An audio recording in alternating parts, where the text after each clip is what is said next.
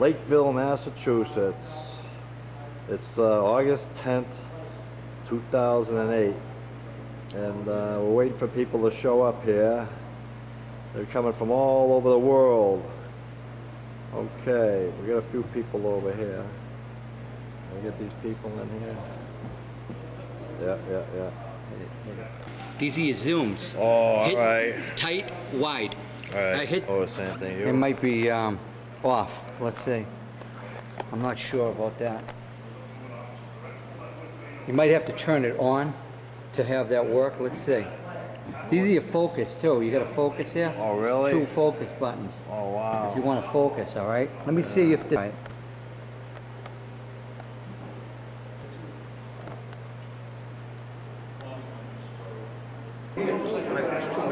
Okay, here I am at Ted Williams Camp, and these are all the things that are being sold here. And well, this was like the original stuff that all the campers would have and the souvenirs that they would have. okay, all right. A lot of them are the same jerseys and uniforms that they had to wear. Yeah. And I touched all the wall and I took a walk around. Okay, here we are at a table full of stuff here. There's that light flashing again. I don't know what the hell that light is flashing. I don't know what that thing is flashing. I can't play back. Can I play back this stuff? Let's take a time out.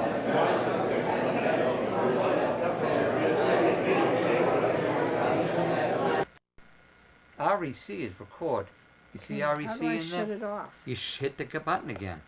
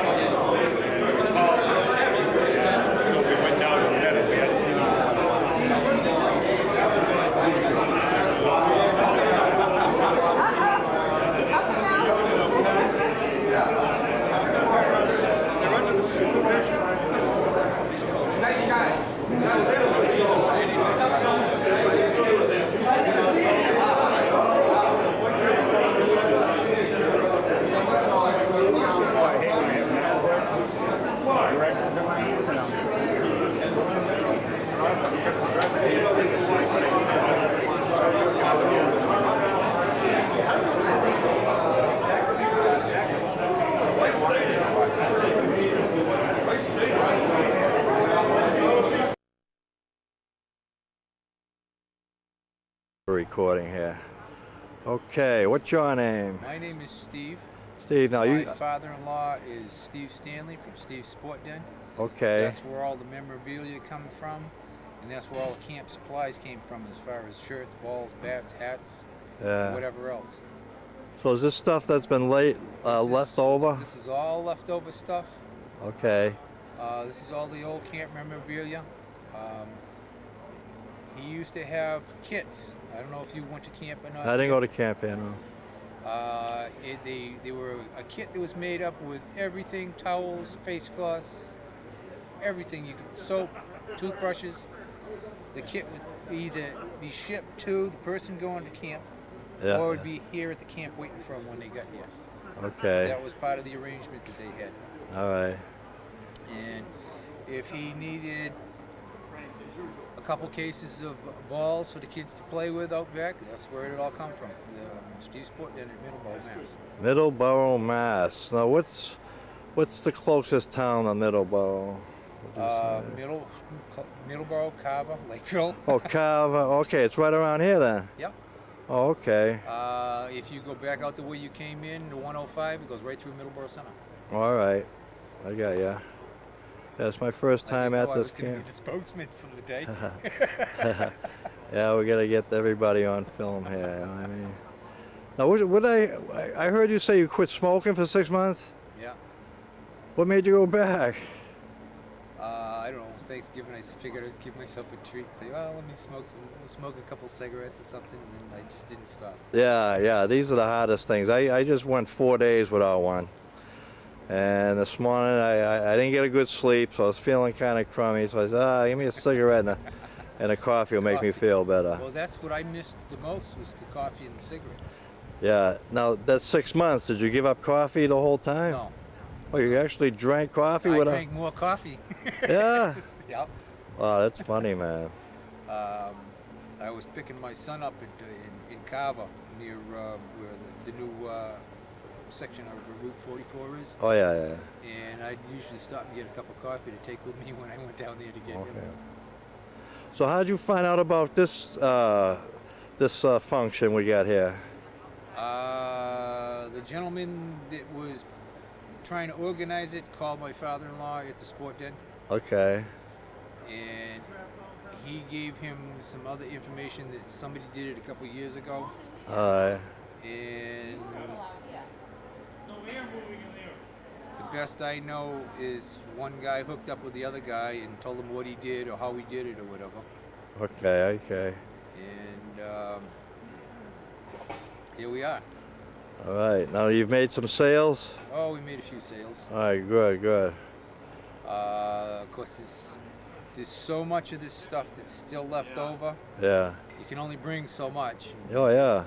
And some of the people coming in are from the old staff, and they say, "Oh, I remember such and such. Do you have those?" Yeah. We probably do. Yeah.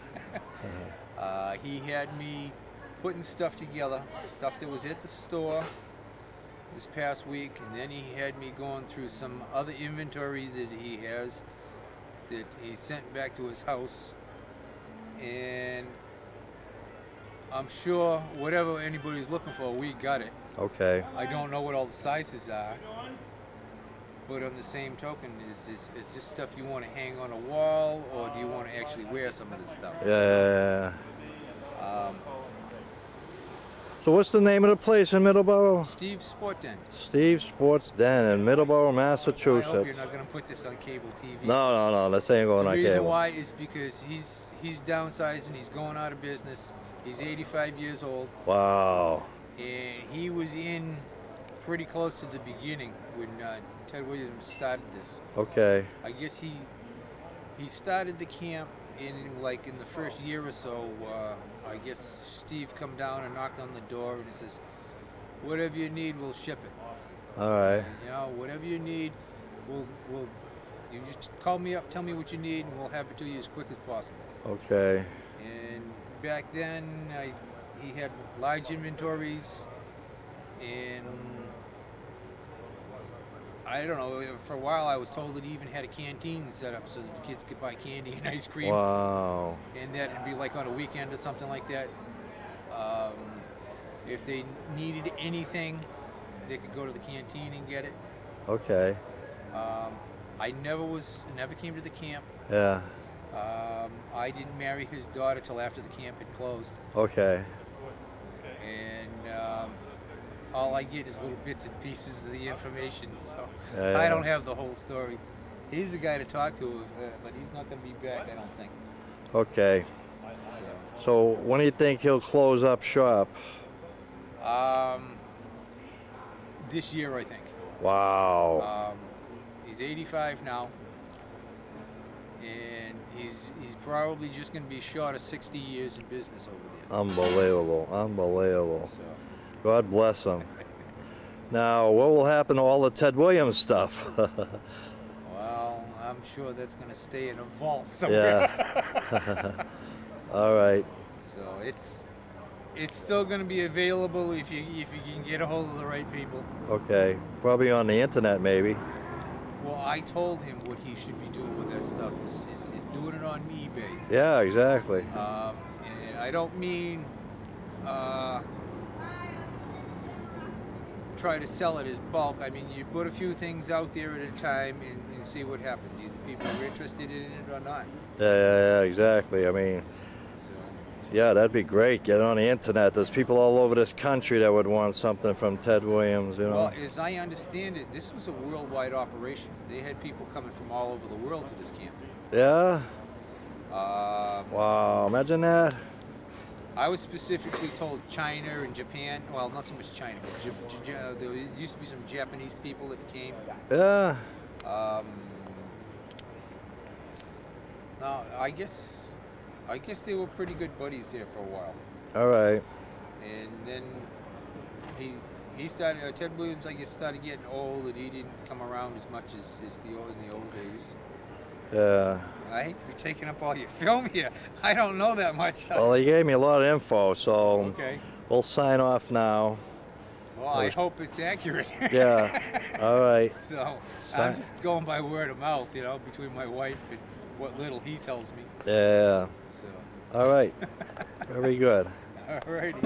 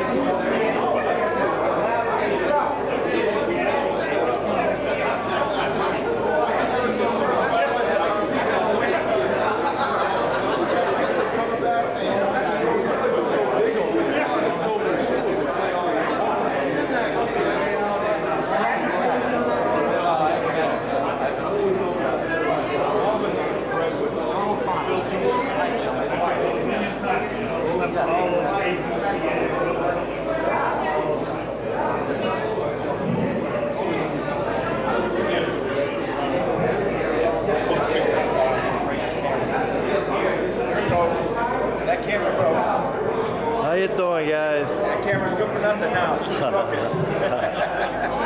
This is memories.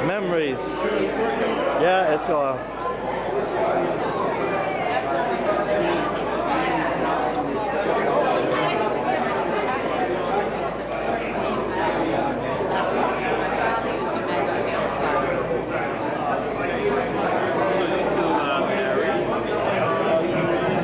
Any of you guys want to see a tape on Eddie Wages, the real Roy Hart story? Come on, tape it front.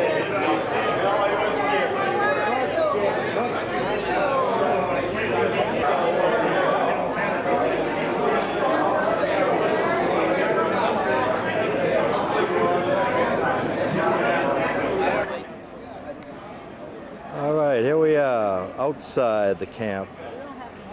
This is a very unique sign made by Joe, specially designed. Yeah. Anyway, this is the place where we're having the function here.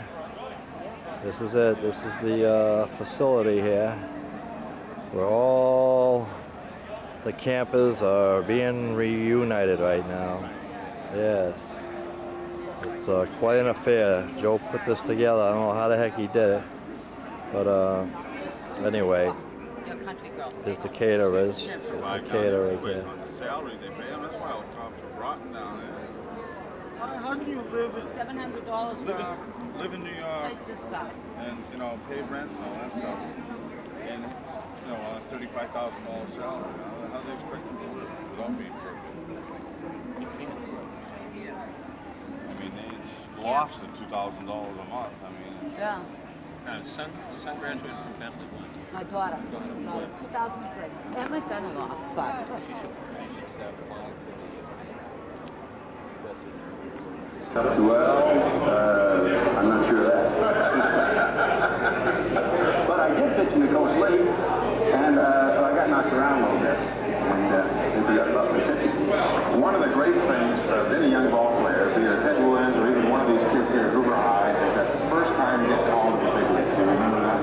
That isn't easy. I was getting attention from some of the scouts, and I remember and I was disappointed that I'd been sold to the Red Sox. But I wasn't destined to be remember the team that year because they had a great outfit. And then they got called the next year. During the first game of the league. Maybe once people remember every chance about the first game of the league. He was using 1940 yeah, it's an easy one.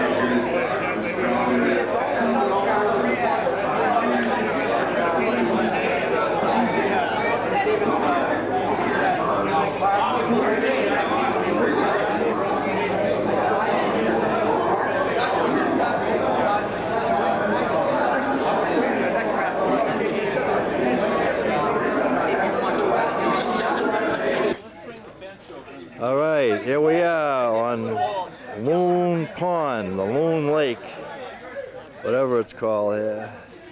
Hey, the young guys, sit down right here. Look at this, they're putting a bench out here. Young guys. Look at this crew we got here.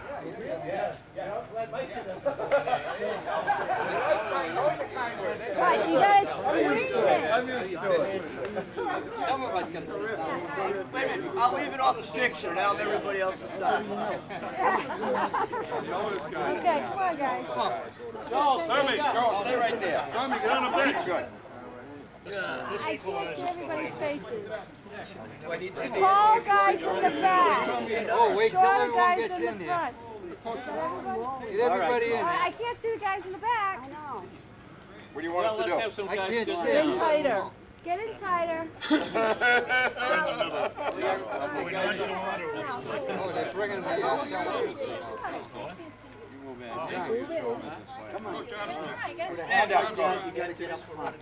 Hey, they got the template. Get your head up. Yeah, they got their coming up. Oh, yes. They have This some. right. Wait a minute. Wait a minute. Oh, yeah, that's a good idea. What you guys What do we got here? Oh, these guys think of everything here. No, I do. Uh, He knows. He knows. Hold it up, that way we'll get him a picture. You guys are holding it up. what an idea, folks. Not in front, O'Connell. Stand up, shot, man. Wait for Bernie. Higher. Higher. Higher. Higher. Ted Williams Camp. I know that story. Ted's smiling at everybody now. That's swearing at everybody. Yeah, he's swearing at everyone. Hey, coach, is putting us behind schedule? This is for you, Ted. Where's PSA? I don't know. This much for you, huh? They haven't fixed the roof yet. Oh, I know it. Look at that. Still leaking. I heard a bad in there. Tommy, we got some yellow heard shirts that? on it so you can remember your ass. The same one. Same bad as 30 years ago. The whole family in there now, John. All those bats are retired. Rohovich, where you going? No, we'll Someone can take it for you. Yeah, take Lennon. We'll take it. Just Give it a camera. Give it a camera. I sure as hell hope he's He's got it. Some things never change. Yours is as good as mine. Is your team bad out of order at all? Where's the No, that's the prop? cameras. That's the Where's cameras. the prop? Where's the sign, fellas? Yeah, we should put it Okay, now it's good. No, they'll be in front. That front's no good. It'll block off after people. All right. We can leave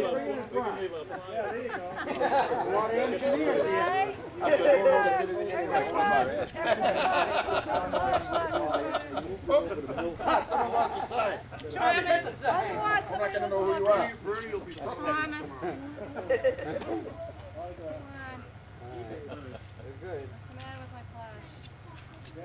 We don't know what's the matter with your There we flag. go. What is the matter with your flag? You're asking us?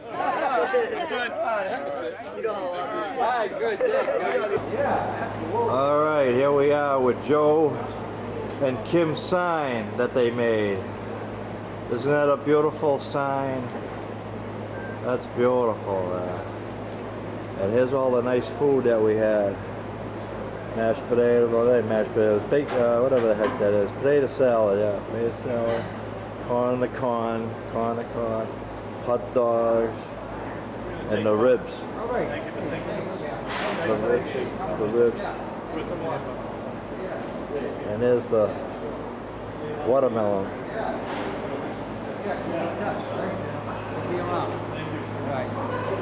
This guy's leaving? All right. That was good, guys. Good, guys. Pearsall and Ted Williams. Oh, yeah? Pearsall gets in a running, gets a jogging move, in a bent leg slide. He knocks them down like bowling pins as they foul up the players on the foul line. Who did? Pearsall. Yeah? And then they introduced Williams. Old timers? Oh, wow. Yeah, there you go, right? It was a sad day for me because. Beautiful picture. Beautiful picture. Yeah. Wow. All right. It was a sad day for me. Tommy! Thomas! Wow, those are beautiful. Hey, there's nobody had pictures like you do. You gave me that. I know that. Yep. I still have it. There's, You got this one? Old timers? Yeah. wow, that's amazing. Tommy, how about these? A man named Nolan. Oh, What's wow. he, Oh, what's look he at throwing that. there? What's he throwing there? You sent that to him. Yeah, what's he throwing there? Just throwing this thing. Screwball? Yeah. Yeah. Who's that? Nolan Oh, Ryan? that's Nolan. Right. Tommy, how about here? Nolan What's he Ryan. throwing? It's a fastball. Fingers on top. Okay, how about this one? No. No, his thumb is in the different spot. Nolan Ryan. A picture of Nolan Ryan. I gotta get a picture of Nolan Ryan. I don't know. It might be a curveball or slider. You'll have to go to Texas then. Is that right? Struck out Boggs twice. That game. Tommy! Yeah. Whoa. Oh, all right. Old timers day. Oh, look at that. Hi. I just want to, before everyone leaves, I want to dedicate this plaque this is on behalf of everybody here. Okay, it says inscription, Ted Williams Baseball Camp, in memory of friends, family, and staff who passed through the gates of the Ted Williams Baseball Camp. Thank you for the memories and outstanding baseball instruction and friendship. August 10th, 2008. Thanks everybody for these memories. It's great. Thanks for all coming out too. That's wonderful. And this is the plaque that's going to be hung here in the dining hall. It will be hung here. So anytime you come down, it will be here hung in the hall. Okay, for you guys to display and to see. Okay. So thanks again for everyone coming. Eat plenty of food there, and just any stories. Any guys got any stories? Or anyone want to tell any stories about Ted and about the camp? You know, come on up here. Grab the mic. We want to hear them. I want you guys to share those. Hey, because some young guys like me, really, I want to hear some of those stories from some of the older guys. All right, and even the younger guys. Please come up. How about a big round of applause for Joe here? He's done a heck of a job, and I think everybody. Thank you.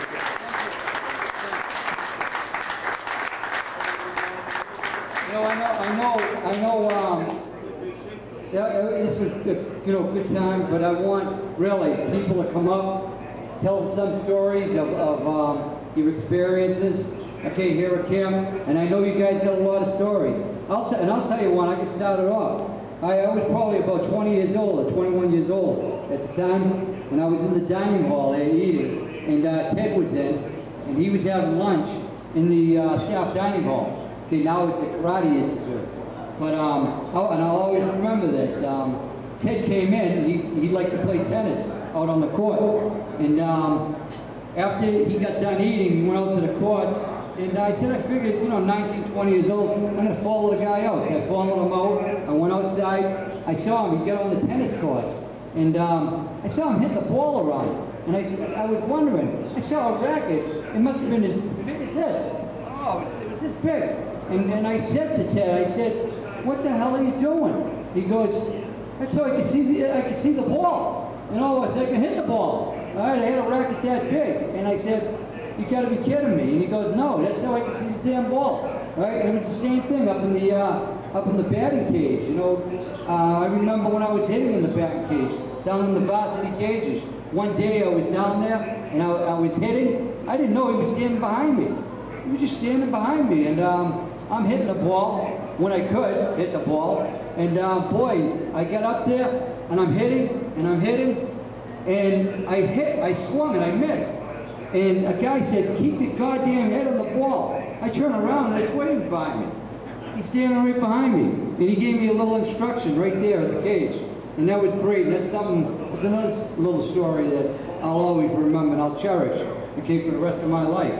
And I'm sure you guys got those stories too, of Ted. And I want to hear those, and I want you to share those with everybody that's here. So come on up and let's do that. That's just two instances. In the Times, when he came out to the flagpole and he lectured to all of us. Okay, that was Coach O'Connell lecture. No, he did that all the time anyway. Right? And that was great. We had morning announcers, Tom out there, and Joe Walsh will be walking in. All Night Walsh, right? I don't know where the hell he is. He might be walking in pretty soon. I don't know. I spoke to him a couple of weeks ago. I was down at his camp, and I hope he shows up. There's a couple other guys that didn't come, and they may come in. I don't know. But I want some of you guys to come on up and give a story to the crowd here. There's something to share. Something to share with somebody here. Anyway. One of the summers when Ted was around, one of our coaches by the name of Bob Winston, you guys remember Bob Winston? He had his camera with him, and he was the one that initiated it. I hadn't even thought of it. He said, hey, stand next to Ted and we'll take your picture together. Well, so we did. Then the year after, he signed it. Now we're talking about many years later, and now my claim to fame, here it comes. Someone comes into my office and says, hey, who's in that picture with Mr. Lieutenant? Of course, our man Ted.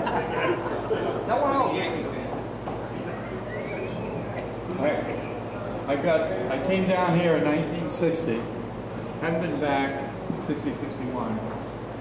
I remember coming off the highway 48 years ago, all excited, coming to Ted Williams camp.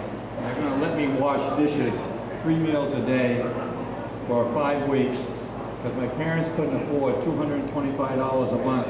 So we were going to pay them $110 to let me wash dishes 3 meals a day.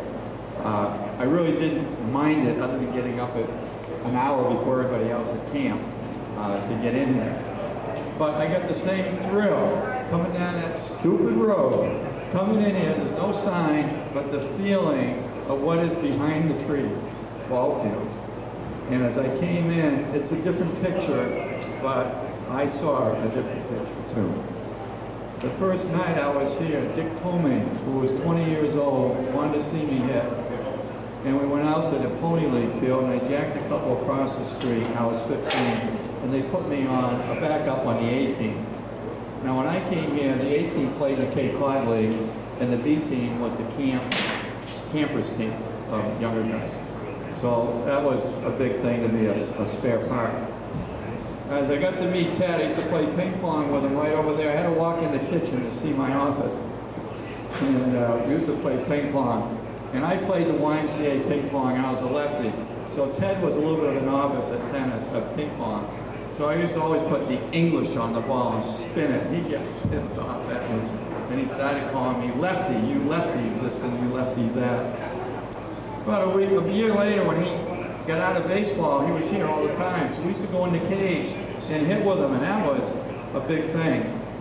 And about a week before I was hitting there, I was the last guy up in the game, and Ted showed up and he says, I'm hitting next, I'm hitting next.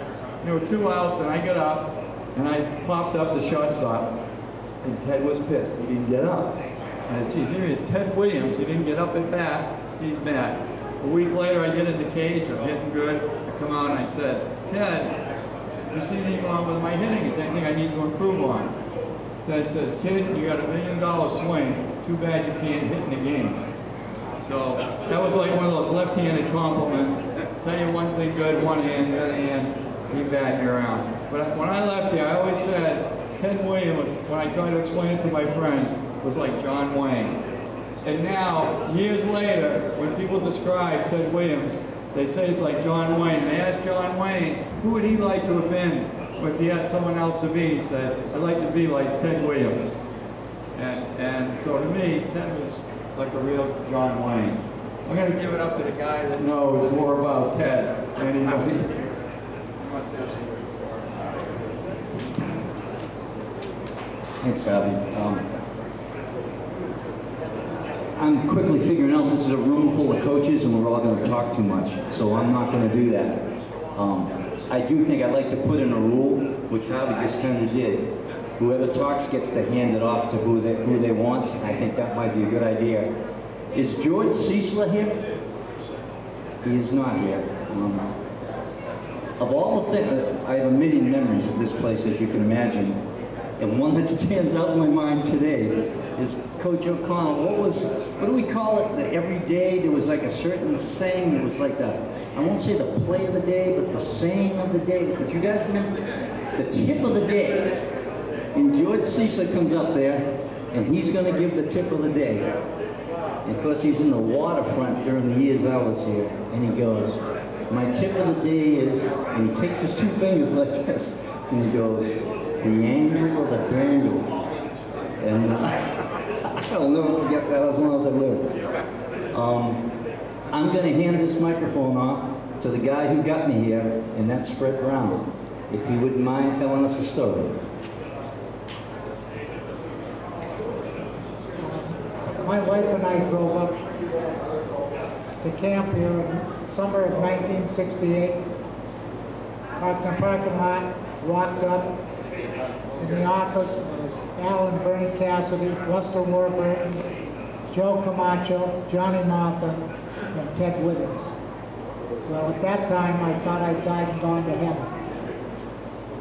I was fortunate enough to stay at the camp for 15 summers. But I'll always remember one thing about Ted Williams. You know, you hear different stories about Ted. Some of them not so good, but he always treated my wife and I first class. I'll never forget that. And I learned a lot from him. And I'm not going to stand up here and tell a lot of stories about it.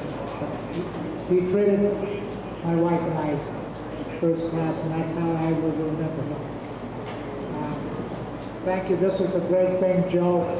Again, thank you very much. And I hope you do it again next year. Yeah, sure. How about someone else? Hand it off. Just like Harvey, I came in 1960 as a 10-year-old kid. So I go back quite a ways. And spent 5 or 6 years as a camper, then became a coach in 67, and was here through, I believe, 76. And I got almost 20 years of memories. We go way back. And as a matter of fact, one of the first years in 60, Ted's last year, we'd go up as a camp, and we'd sit in left field, and we'd have that big banner, Ted Williams Camp, and every time he went onto the field, he'd just give us a big wave. And that's when there would be about 8,000 at Fenway Park on a weekday game. For us, that was heaven.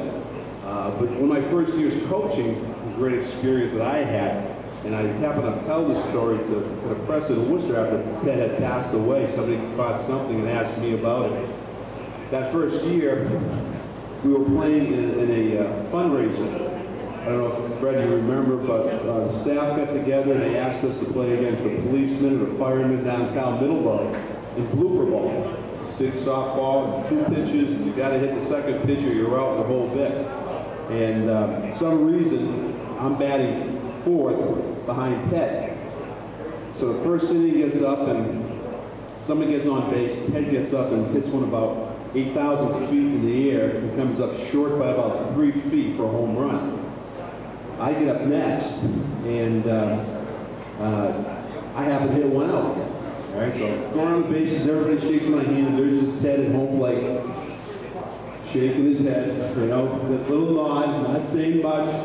And for some reason, I don't know if it was Freddie or whatever, but my nickname here was Kenny Ballgame. So next time Ted gets up, there's got to be 3,000 or 4,000 people there, and it's a big turnout. Ted gets up and he cranks one that has got to go about 400 miles. And he comes around the bases and shaking hands, and we're all shaking hands, and he looks at me and said, "Bush, these people came to see Teddy Ballgame, not Kenny Ballgame." That was it. I think I struck out my next time. I was done. But that was, you know, 17-year-old kid, and for me, that's it. I'll take one to the grave, you know, for that one there. But that's all I've got to say. If somebody else wants to come up here, that's great. Come on, you got a couple of that. Come on, some of you guys. Billy, Billy, you got a lot of stories. Come on, Billy, get up there. Come on. Don't shake my hand off. That's why I threw it in, Joe. Just 2 minutes, though. No. Oh, wait a minute. I'm dancing. Go ahead, Bill. The one thing I have to say is that the first day I arrived here, I was introduced to Ralph Ritchie. And I didn't know who the guy was or much about him, but he'd been a camper, and I guess he'd been a coach after that, and he now was in charge of the waterfront. So I report to the cabin that I'm giving in, and he says, "By the way," Ralph said to me when I met him, "I'm in the back and you're in the front." I said, "Fine, I have no dog in that fight." So was that Ritchie or Cecil? Huh? Cecil. No, it was Ralph Ritchie. Ralph Ritchie, okay. He had, all I know is he looked then what I look like now. I got one of these. And he went to bed that night around 9 o'clock, I guess, and I jumped in the sack too for an early morning goal. And the next thing I hear is, "Oh!" Holy Christ, I don't know mouth to mouth or anything like that, so I'm not planning on giving anything to Ralph. But he evidently had apnea, which I didn't know about at the time. I thought the guy was dying. So I ran outside looking for help, and the only one I could get was Tony Segadelli. And he came in, he looked at Ralph, he says, "He's still asleep." I said, "Yeah, but he stopped breathing there for a while." "Ah, don't worry about him." He says, "He's been around long enough, he can last if he has to." And so I spent the whole summer wide awake until I heard him at least breathing for a while. But that was my introduction. Yeah, all right, Bill. Someone else. Someone else. Don Brovich, I know you got some stories. Come on, Donnie. Come on up. Come on, Don. Give us a lecture, John, on infield play. We knew those lectures. We knew them. Well, you know, years ago we had to put the kids to sleep, And around that circle in Middleborough there was the Red Coach Grill. So Ted would come in for that 1 week before he went fishing up in Marmonique with the guy from Maine, the bread man, you know, the wonderful guy. So what we used to do before he came in, we used to tell the kids, you know, a helicopter is going to come in and he's going to land on Diamond 1 or Diamond 2 or Diamond 4, whatever it was. And then the helicopter would fly over and the kid would look up at his eyes. It's got to be him. Got to be him. The kid really thought it was him, but he never came in that way. But then the other thing is that after the kids went to bed around 7 o'clock, Bernie, Cassidy, Lester, Al, Ted, and for some reason they invited me. So we used to go eat at the Red Coach Grill, which was a place right in the corner. And Ted, I can't, because the women are here and so forth, I can't tell you because he always wanted to eat around 5 o'clock. And then all of a sudden the people would recognize him and they'd come over and they'd want an autograph. And he would start swearing at Bernie and Lester, you know, to no end. And I'm telling you, the words he used, I cannot repeat here, but he just didn't, he said he had to eat at 5 o'clock and we would go out at 7 because the kids were down, you know, they bedded them down and stuff like that. And I think one of the reasons... Ted didn't swear. What? Ted did not swear. Oh, no. Maybe cuss, that's all. You know. But the other thing was that, you know, years ago, I don't know, I thought we had a great coaching staff here. You know, we were talking these guys here, and we did a good job with the kids. I really do. And it was just maybe by luck. And I think one of the reasons that they closed was because, you know, we had a couple of guys who were tutti fruities, or guys who were switch hitters, or whatever it was. And I think what's his name, Bernie and Al, but actually Al went down to Florida after that, so it was Bernie and Lester. They got very nervous about this. So as a result of this is one of the reasons I think they did close up the camp. I don't know if you had the same idea that I'm talking about, but I think that really they were just worried about maybe somebody would get a lawsuit if something happened to one of the kids, you know. So, but it was fun. It was really, and then I came in as a lecturer and I'd have all the kids around me and have a great time with them because I used to say things that maybe were inappropriate at that time, but they all started laughing, so I thought I was doing a good job. Okay? Thank you.